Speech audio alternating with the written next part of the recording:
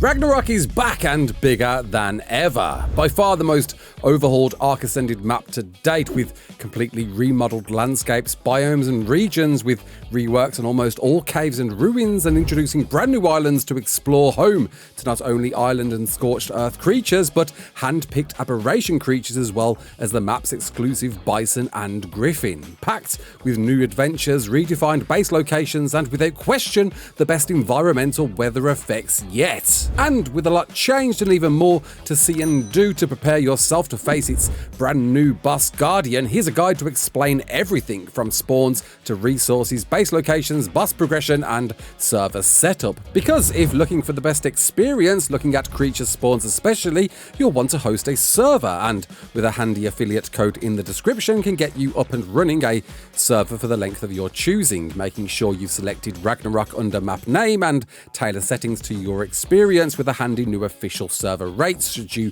wish to emulate a similar difficulty to the official grind. Don't forget to name your server to find it in game, and let's find a spawn location. Currently there's 12 spawn locations, and all offering an easy enough start, with plenty of beginner resources and creatures all within close proximity. And whilst Jungle 2 may be a great first choice owed to the wealth of starter crates in close proximity giving access to instant metal tools, for the best start experience you may be better off choosing Highlands East, allowing you to head north along the coast and, crafting a stone pick en route, get farming the starter crates here instead. Reason being that once you've come away with a handful of the randomly selected tools offered between hatchet, crossbow, pike, sword and arrows, you've got instant access to a nearby dead basilo for spoiled meat, hide, keratin and oil. Taking these resources, begin venturing inland, where you'll find carrots absolutely everywhere to handpick. They can be initially tough to see, but you're guaranteed a good selection at 24.8, 83.8. From there, heading further inland towards 21.3, 84 should find you equus to tame with your carrots. Failing that, if you keep following the coastline, you should eventually find equus spawns in at least the general area, which, once fed, mounted and completing the minigame of feeding it every time it buckaroos, will grant you a 150 tamed horse with 30 carrots on 1x rates. Taking your new steed around the beaches towards 1680.3 will find even more basilos to farm for hide, and then heading to the Highlands Cave at 18.978.1 will grant you 14 metal nodes to get smelting with a forge to make a smithy. Should the cave be taken by other players, there's still plenty of random nodes all dotted along the ravine. Just be mindful of Giga or Karkar spawns close by. Either way, with a smithy crafted, you should now be able to saddle up your equus and grant you easy access to an inbuilt mortar and pestle, allowing you to craft plenty of narcotics with your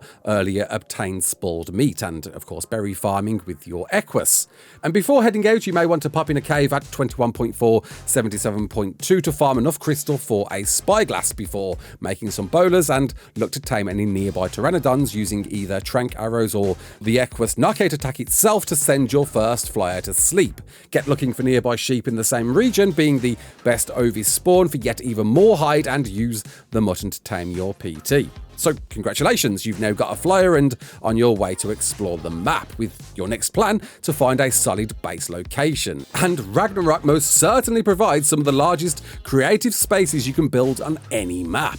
Ruins and caves may be your first picks, offering plenty of prime locations to easily block up with 1 or 2 gates, and there's plenty to find, with not 1 but 2 Scotland lighthouses to occupy and rebuild, a monster-sized overgrown castle fortress with its own land bridge access extending from Red Arb and the Redwoods, the iconic Ragnarok Castle, hiding within a wealth of dungeon-sized rooms but surrounded by bats and spiders, a completely new swamp castle filled with plenty of space to build within and claim your own overlook of Shrek's house, a new revamped 3rd lighthouse holding beneath its very own Bruce Wayne Bat Cave, the Canyons Bridge Castle inviting a renovation to bring the redesigned land bridge view to life, less angled now sunken ruins being just more desirable to build in than before, a more desirable desert ruin to renovate and take some quick shelter in before maybe moving to the monolithic sand castle facing the desert full of plenty of room lands to occupy and a civilization to rebuild, and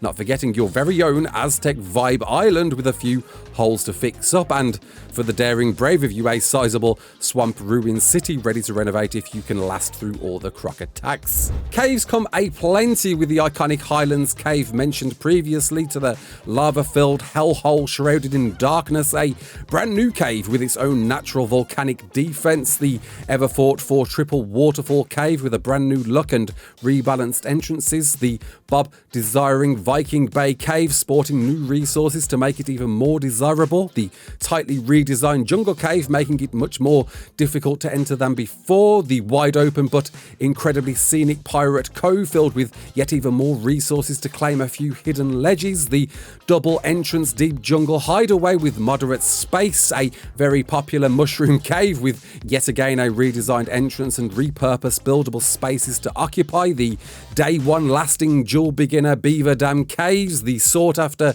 canyons cave to offer a central area to access most of the map with slightly smaller entrances now, the tucked away Snow Valley Overlook cave with an eye on fortitude, the murder snow protected Ice Lake Tunnel cave with narrow winding entrances to occupy and live out the freeze, brand new Swamp Extension Island waterfall caves awaiting an incredibly small entrance with just enough space to hide a small tribe within, redesigned desert crystal caves now sporting only one entrance, making it a solid contender for one of the better cave locations now, the Ledge Crystal Cave hiding deep behind waterfalls and overlooking the desert, the Desert Metal Cave full of resources to farm but still with two entrances to consider any approach, the Redwoods Cave no longer hiding an artifact but still with three entrances to block up, and the Lighthouse Cave a remaining popular PvE choice, not least helped by its raft access but a great looking one at that, and a few more brand new caves, one providing a new access to the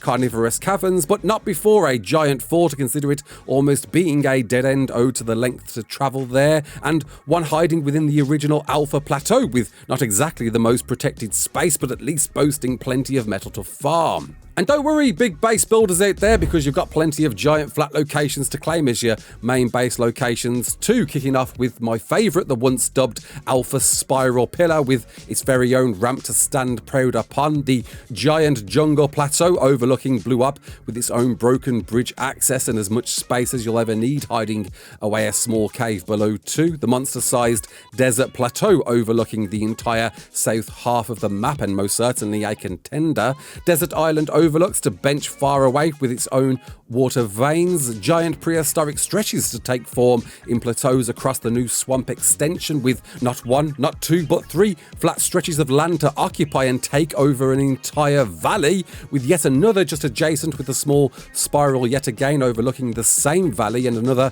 just north with ample space to build what you need. Winding back to the canyon, there's honestly dozens of giant flat locations you could easily stamp your mark on, from gorgeous waterfall entrances to hidden once ago PvP locations, believe it or not, grotto spots, high rises. The canyon's got perhaps more large flat spaces than most, Castle Plateau still being a go-to, though a massive amount of land to attempt to occupy, and Viking Bay having plenty of natural flat ends if you're looking for something quick and easy. Not really my personal favourite, but definitely reaching out to a Bob base. And back over to the Highlands extension, there's some massive cliff plateau peaks to warrant monstrous builds overlooking the prehistoric plains, and remote islands offering some solace pulling around to Redwoods overlooks, which curiously offer very little large flat build locations, perhaps encouraging tree platform builds instead, wrapping us around the desert and the wide variety of flat locations, low down near the dunes, metal farming, forward base locations, gorgeous but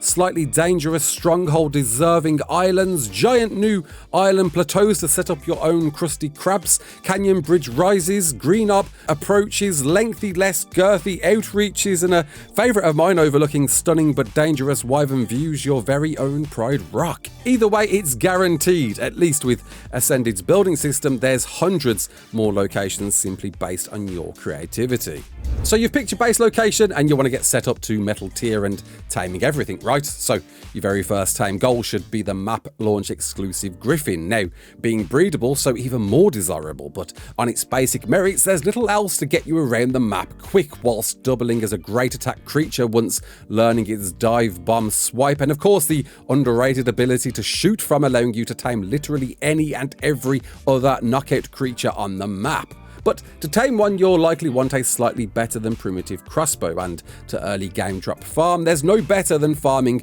the 5 loot crate locations located within the Ice Queen entrance. Don't worry, you won't be fighting no mini bosses just yet, just be mindful of that fortitude and the roaming bears, and you'll find yourself grabbing near to max crossbows and long necks alongside a wealth of boosted gear to get you prepared to KO your first Griffin. Don't forget that mutton from the same sheep spawns as earlier, and you've now got a much easier method to traverse the entire map. Once confident, there's no doubt you'll want to use your Griffin to grab your first Wyvern eggs, and Ragnarok provides 2 locations depending on your preference for escape, one being a traditional Scorched Earth scar and the other being a less than inviting but as a result less player popular, which means more eggs, and will require some solid awareness as you quickly grab your first egg and get the hell out as quickly as you can, though an Overraptor may come in handy for a threatless escape if you've got the space. And speaking of wyverns, we can't go egg running without grabbing a few ice wyvern eggs too, conveniently positioned in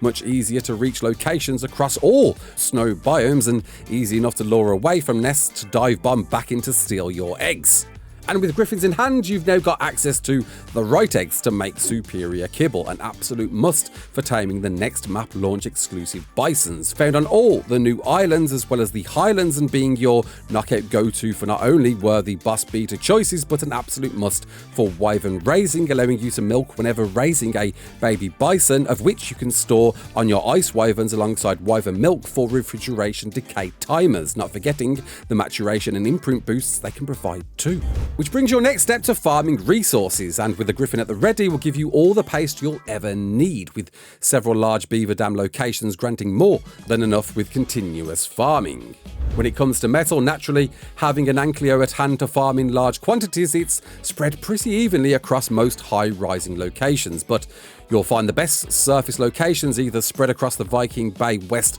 Islands, cluttered in massive wealths of metal all over, within the new cave mentioned earlier, absolute chock full of nodes ready to farm, in the rewarding desert cave with dozens of nodes all awaiting, along the dividing ridge separating the redwoods and desert biomes, the desert islands within the southwest corner of the map with almost all high rises awaiting metal to farm, and a surprising chunk of nodes found in the plains leading to Green Obelisk. Though as the go-to metal meta now, grabbing yourself a Dunkleo and heading to the metal hot spots underneath can find you not only farm more than enough metal in one run, but almost always guarantee crystal and oil not too far away, especially around the Atlantis ruins, not forgetting the tunneled drop locations hiding away plentiful chunks too. And speaking of tunnels, there's probably no better than the undersea tunnel linking to the carnivorous caverns, a mile-long channel filled with metal. Just watch out for those Karkinos. Crystal can be found a plenty within the previously mentioned Ice Queen cave entrance, with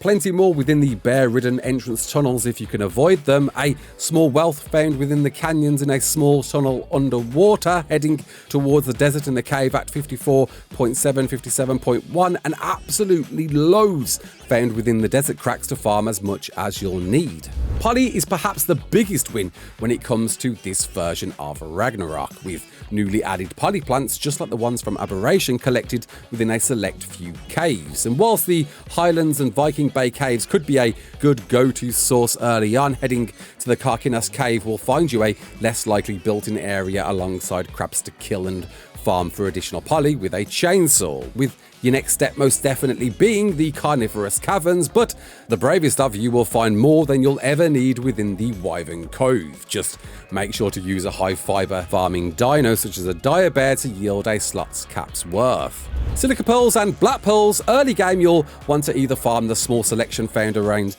the pirate ship in Viking Bay at 22.1, 33.4, or in the slightly harder to spot southwest shore or woven within the seaweed to farm enough to get you started. started. Failing that, a run through the canyons river heading east can net you enough silica pearls starting out, but grabbing an anglerfish and running the same carnivorous caverns sea cave entrance will find more than enough silica pearls to farm. But heading out to deep sea will find you finding silica pearls in the thousands. The more nodes than seen close together on any other map, with a prime deep sea location full of black pearls deep down just southwest of the swamp castle. While stone, flint, thatch and wood should really need an explanation, taming yourself a rock elemental on the map and coupled with a raft will find you black boxing yourself pretty quick with stone. Naturally a solar for as much flint as you'll ever need, especially within the desert, and wood comes in a variant with charcoal trees found all over the volcano biome to either harvest well with a high melee wyvern or better yet a high melee pick mantis. Honey isn't the most easiest to find on Ragnarok currently, with some question on broken beehives and really your go-to being taming queen bees, but you'll find plenty of bees spawning in either the valley linking Viking Bay and canyons or within the plains leading to Green Up. Reportedly they just aren't as common in the redwoods, surprisingly, and maybe we'll find a patch to change this later on. But to tame a bee and to keep one fed you'll want rare flowers, gifted pretty willingly alongside plenty of plant X seeds through the swamp on the west side around the castle, and in fact actually look like rare flowers, something that's been way overdue for ARK. Not forgetting you can double down, especially with a Therizino in the swamp surrounding the main Ragnarok castle. Sap's been given an overhaul, just like Scorched Earth, offered in the form of Joshua trees all above the desert cracks, with plenty of cactus sap found as you head further south. Just don't forget that chainsaw. With plant Y and silk found all over the desert, farming the purple flowers with a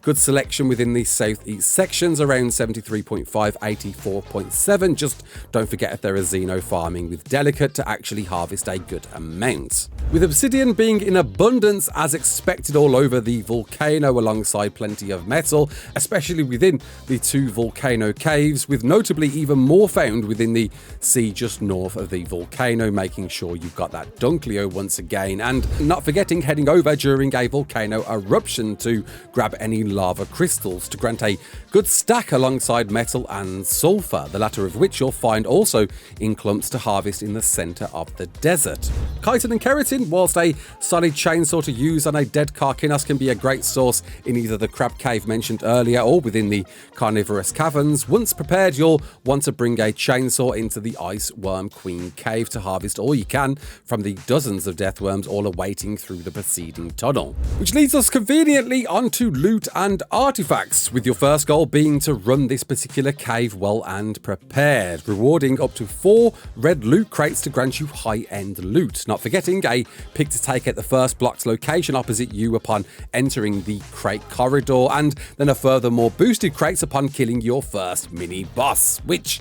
depending on your player numbers, can scale in difficulty to beat, but a high-end shotgun with good flak should be enough to take it out, granting you possibly your pack artifact too. Once the right level though, you can't go wrong than farming the 5 deep red loot crates spawning all over the desert dunes, seeming to be slightly nerfed from their ASE counterparts, maybe being a bit too easy to farm, but all rewarding you loot such as shotgun and flak BPs to prepare you for your first deathworm fight. With your next up most definitely being the Wyvern Cove, now not just hiding away your wyvern eggs, but 3 red or yellow loot crates to lead you to the ruins at the back of the cave holding your artifact of the strong. No loot to find in this one, but through your many trips into the carnivorous caverns for poly or otherwise, don't forget to get hunting for the 2 artifacts hiding within, the cunning being very well hidden through a vertical drop you'll need some way to access like grapples or a flyer, and the immune artifact found on the other side of the caverns around many windy bends, but both being quickly accessible from their closest entrances should you be running for one in particular. Pushing your next loot runs to be possibly undersea, with several sea crate locations spawning all over, offering high-end gear, weapons and saddles, and whilst you're undersea, might as well get your hands on the Devourer artifact. Just be mindful of the army of Tuzos usually guarding it. Leaving you with 2 more artifact caves to go, and depending on how well prepared you are will decide what's best. Most definitely being geared and readily armed with good flak and shotguns, but the Lava Elemental Cave is perhaps the next next best run, rewarding a handful of loot crate locations, especially further in just before you reach the Hunter artifact, with a small crystal covered hole to break through and walk through to your next mini boss fight, the Lava Elemental, which without a Velonosaur or Pyromane, or maybe a Believe It or Not Drakeling squads, will find a really punishing fight requiring way more rockets than it used to, but once beat will most definitely reward you some great high-end gear in 4 red loot crates dropped, leaving you the Labyrinth, and you'll want to be well prepared. Depending on your choices, a necessary small dino sacrifice, a player sacrifice, and a solid amount of time and patience as you navigate your way through to pick up some fantastic loot spread all through, to face ghost direwolves or direbear mini bosses, to pick up 3 of 4 artifacts, leaving you to run it one more time to take the other route and nab your final artifact. I don't want to spoil too much for you here, needing light sources, flippers, and parkour skills for some sections, but if you're looking for the entrance password just to get through the first room, it's Drakkar, which leaves you with the brand new colossal ice wyvern guardian to face in either its gamma, beta, or alpha forms, and without the right preparation can become a nightmare to face. Fortunately, a well-leveled max saddle Dinosuka squad comes through as a great choice once again, with bisons doubled with shotguns when flying being an absolutely fun purpose-fit choice. Failing that, apparently a Pyromane squad alongside a strong Dinosuchus comes in as a PvP favourite day one choice if looking to rush it quickly though, but either way rewarding you either 100, 275 or 550 element respectively, including all tech unlocks from the original Dragon and Manticore fight, as well as the currently exclusive tech sword, tech shield and highly desired tech light, as well as a new unique trophy and flag rewarding your completion of ARK Ragnarok and take your path to tech tier. Thanks for tuning in, I hope this helped, and if it did, you know what to do. Hit that like button and feel free to comment anything I missed. Until the next one, my name is Raasclark, don't forget to like, share and subscribe, and as always, peace out.